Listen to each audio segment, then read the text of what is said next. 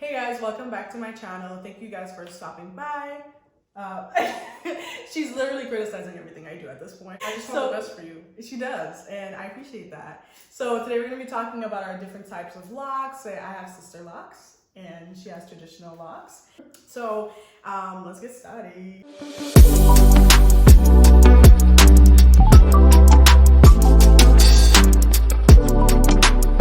Dance to the music, because okay.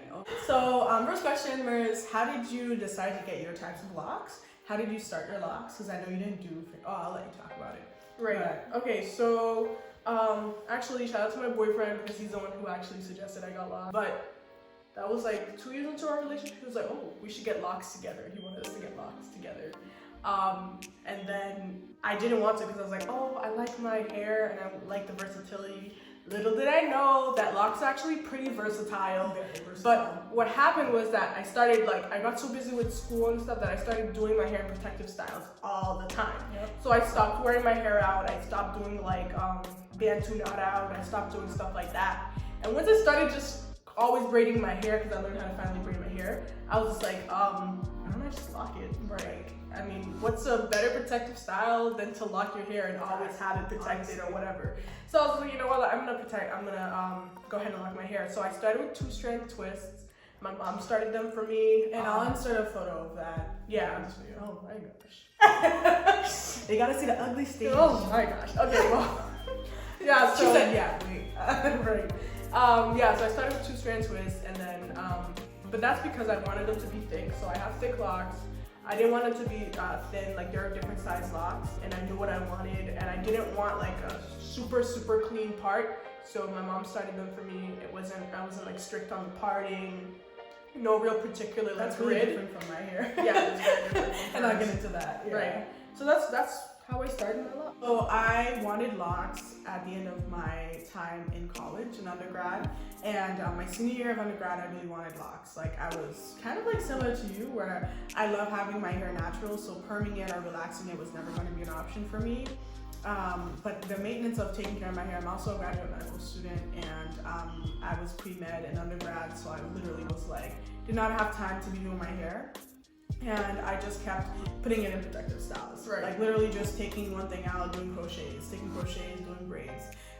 One time I got a wig. Like, you know, it was like things like that. Right. I did. When did you get a wig? We were from like senior gala. I had a wig. Yeah, and I had that curly wig for like the African American graduation. That's crazy. Yeah, that was a wig. Yeah. That was a wig. Oh, okay. Oh, you better stop. You know that was a wig. Get out of here. No, because I was like, that was in crochet. No, that was a crochet. Yeah, that's how that wig was. Anyways, very tragic.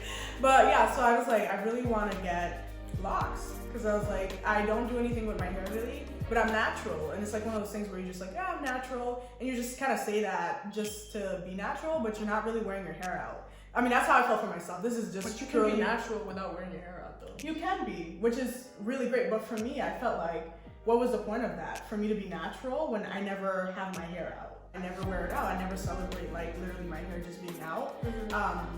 And I did once in a while, but every time I have my hair out, my hair is our hair is super 4C. It's really coarse. And so if I leave it out for like just 2 seconds, like it's hard to comb out, like really hard to comb. Like, so if you're Haitian, like you know how your parents be like, what, mid fun tattoo? Like, no, for real.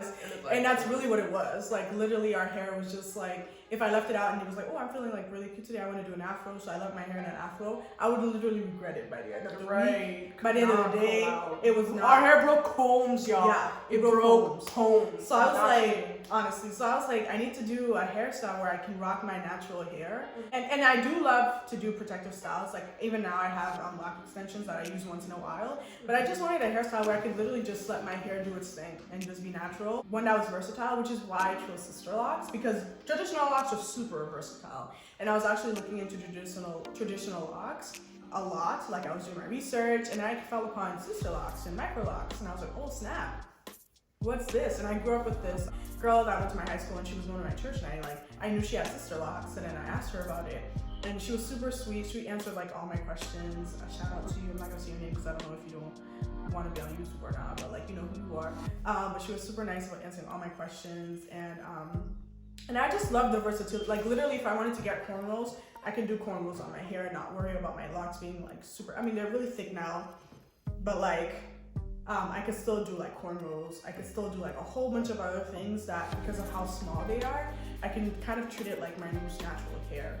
So that's why I wanted to get, that's like the biggest reason I wanted to get Sisterlocks and the grid. Y'all, I fell in love with the grid. I was like, oh, because I was like looking people up and like, What's just the grid? the difference between like microlocks and Sisterlocks is really the grid pattern, because there's a specific pattern grid for Sisterlocks that was started by Dr. Carnwell. I hope I said her name correctly. She started Sisterlocks in America and patented it and stuff. And it's really the grid pattern that makes it Sisterlocks. You have to get Sisterlocks certified to be able to install Sisterlocks on people's hair. So like the grid is like how you part your hair, right? Yeah, it's how your hair is parted. You know how you were just saying that you don't really care for the parts and stuff? Well, in Sisterlocks, it's like a huge thing. And you have to have like a certain number of locks as well. And we'll get into how many locks we have as well. So that's like the biggest thing. It's like, I really wanted to be able to do whatever with my hair. But traditional locks, you can really do whatever. But like, I do think Sisterlocks are a little bit more versatile. Yeah. A little bit. Don't come for me, lock people. But it is. It's so small. Like there's things I can do with my hair that I can't. Yeah. And there's things that you can do with your hair that I probably could, but I probably could, but still. Anyway. You probably look better with your types of locks, but I can do it too.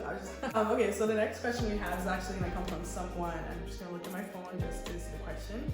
So someone asked us, explain the difference between maintaining both kinds of locks. That's a good question. Okay, so I colored my locks 2 years into my lock journey. So I did wait. I wanted to color them earlier, but I reached out to my cousin. Shout out to my cousin Jess. So I reached out to her when I wanted to color my locks, and I was just like, I really want to color my locks. And she told me, hey, like you know, like you may not want to color it right now. She explained to me how when she colored her locks, like her locks, you know, got dry, and you have to increase like your maintenance with your locks and stuff like that, like moisturizing. And so I waited a while because I was like, okay, she's right. You know, if I'm gonna color my locks, I'm probably gonna have to wait a little bit. So after 2 years, I was like, I definitely want to color my locks. I was turning 24, and I was just like, I want something new. I want to look a little different. Like my locks are growing. I want to color them. So I went ahead and I went to my loctician.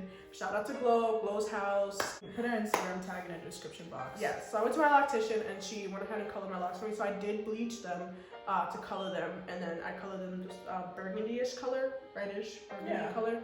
And so, but this is the second color, right? Yeah, this is the second color, which my mom did for me the second time. So shout out to my mom. I colored my locks, and because I colored them, they are a little bit drier than they usually are. So my maintenance has increased. I do try to moisturize every day with rose water. It's like Heritage Shop, something like that. And I'll put a picture. Cool. So I use that, and then I also like to oil my scalp. So I moisturize with the rose water first, and then I'll put oil on my scalp, and then I'll put oil on my locks sometimes. I don't like to saturate my locks too much because it like buildup tends to happen, and I'm one of those people. I do not let buildup like get into my locks. Like that's not a thing for me. It's kind of inevitable, but you don't. Yeah, but like I decrease, like I minimize decrease. it. Yeah, but then I also do my apple cider vinegar. Yes, that's where true. I can get rid of the buildup, because like if I see buildup on my locks, it freaks me out. Like I don't like that. I moisturize with that, and I put oil. In terms of oil, right now I've been using almond oil and castor oil with almond oil in it. You can use whatever works for your hair though. So like your scalp, if you like coconut oil. I don't really like coconut oil that much for my locks. But yeah, so castor oil works well for me. So that's what I do. Moisturize, castor oil, and I don't retwist often. Right, that's right. How long do you typically go? So I started. That's a huge difference. That is a huge difference. Yes. Yes. So I started actually trying to wait as long as possible. So when I first started my locks, I tried to wait like at least 8 weeks, like 8 to 10 weeks. And then, but my hair grows fast, and my hair is very coarse. And like we said earlier in the video, our hair is 4C. So the longer I waited, my hair started matting. Yeah. Like, and I actually had the hair in the back of my head like combined. Like I don't like that. So the freeform, it's called semi-freeform. Like if you wait very long time, some people only retwist their locks 2 times a year, so they're semi-freeformers. Sometimes some people only do once a year, some people do 6. Like, so I decided I was no longer gonna wait 8 to 10. So instead now I try to wait 6 to 8 weeks to retwist my locks. That's just what works for me. Like my hair just goes very fast. Like even now I had it retwisted, but this is only like I think like 2 weeks old, and you can already see like my hair kind of, in the back especially, my hair already started trying to mat. Right. So I don't wait that long anymore. Like some people only do 4 weeks. Right. It's really up to which you preference. Yeah. Sisterlocks is completely different from traditional locks in terms of maintenance. I don't put like anything in my hair except for water. Literally, I don't put anything in my hair except for water. Once in a while, I might do like a little dab of like coconut oil if I'm like doing a style and I just kind of want to like literally a small little drop. Smidget. I'm so serious. Like, and then just wet and then just like really quick. And that's when it like my hair already has water in it and I just want to kind of just add something to it. But the first year of having Sisterlocks, so I'm almost 2 years old. I'll be 2 years in May 27th. And so the first year of having Sisterlocks, I didn't put anything in my hair. Just water. I think I tried to do like rose water or something like that, but literally you don't need to do anything to your hair when you have Sisterlocks because they're so small. It's really easy to like, I don't know, like Oversaturate? not oversaturate. Like they come out like of Oh, your locks, okay. not come out of your hair. Like they come out of your locks, like right now. But that's like now. Yeah, that's like now. When my locks are older and they're longer and they've like settled very well and they're completely locked, then yeah, I can like maybe start dabbling with a little bit of coconut oil and a little bit of certain types of oil. But even then, not too much. But right now, when you're just like, I'm slightly under 2 years, so it's really recommended not to put anything in your hair except when you're washing it to like shampoo. And you started putting things in your hair, like you're about to be 3 years old with your locks. So you started putting things in your hair like the first year of having locks. Me, first year, no, it's not recommended at all. Your hair can come out of its locks. I waited a couple weeks. I mean, I still moisturized, but like because they weren't 2-strand twists, they would come out sometimes. Yeah. So I did have to like retwist and have to be careful. But yeah, after a couple months, once they matured, that was good. Yeah, mine take a longer time to mature because they're so small. So maintenance for me, I wait like 6 weeks. I can't even decide really. It's up to my Sisterlocks consultant looking at my hair type and my hair texture and seeing how fast my hair grows. So she gave me a time frame of 6 weeks to get my hair done. So every 6 weeks I have to get my hair done.